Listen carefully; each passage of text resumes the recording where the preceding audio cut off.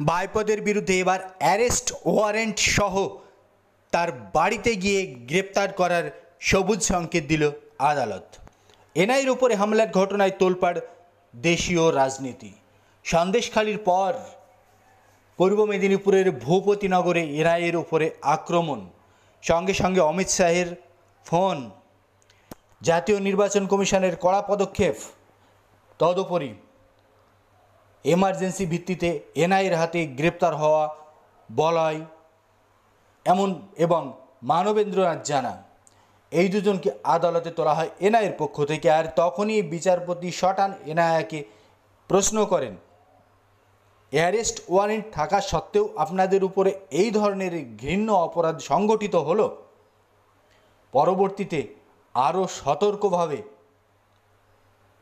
জটিল এবং কঠিন পদক্ষেপের সম্মুখীন হতে গেলে যা যা করণীয় সবটাই আপনাদের করতে হবে।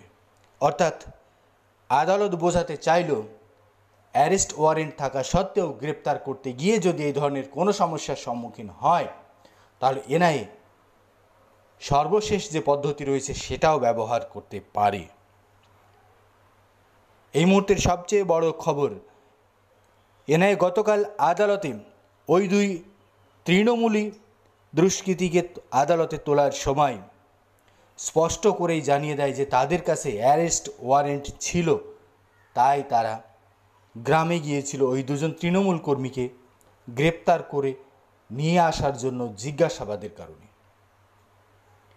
ওয়ারেন্ট নিয়েই তারা গিয়েছিল, বিনা ওয়ারেন্টে যায়নি। একাধিকবার তাদের জিজ্ঞাসাবাদের জন্য ডাকা হয়েছিল, কিন্তু তারা ঠিকমতো হাজিরাই দেননি, এড়িয়ে গিয়েছেন। তাই অ্যারেস্ট ওয়ারেন্ট নিয়েই তারা গিয়েছিল, এমনটা আদালতে জানিয়েছেন। ফলে স্বাভাবিকভাবেই এনআইয়ের হাত শক্ত করতে বিচারপতির এই নির্দেশ অত্যন্ত তাৎপর্যপূর্ণ। এবার থেকে এই কাজটি করতে হলে অন্তত তৃণমূলী দুষ্কৃতীদের আর দুবার ভাবতে হবে।